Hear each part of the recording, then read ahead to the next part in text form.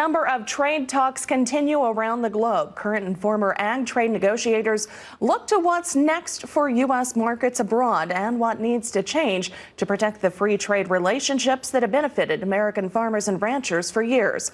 RFD-TV's Sarah Mock has more. As U.S. trade disputes continue, President Trump directed USDA to create a program to help farmers who have been negatively impacted.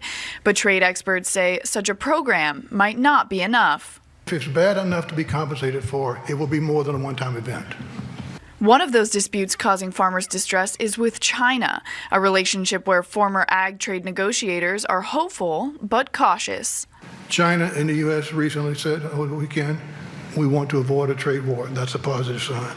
We've seen flexibility in deadline dates. China is wonderful about saying, okay, we will agree in principle to do. My experience is that it's easier to say that we're going to increase our exports than it is to say we're going to increase our exports by this amount in this time period.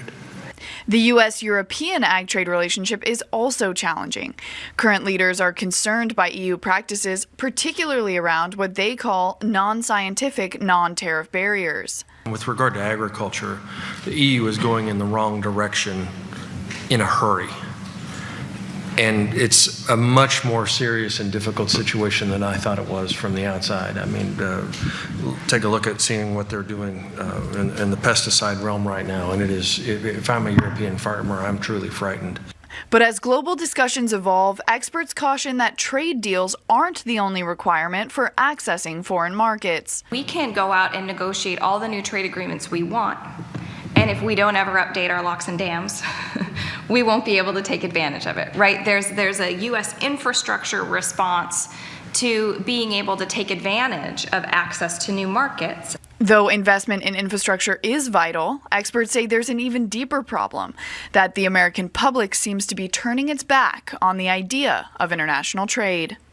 Is the trading system sustainable that has so many constituents attacking it? It may also be true that the sustainability of the ag export opportunities that we enjoy in the medium and long term are dependent on the rest of the economy feeling like they're winners too. But it does mean that we're going to be the target of reaction from the other side. And why is that? Because we've been so successful.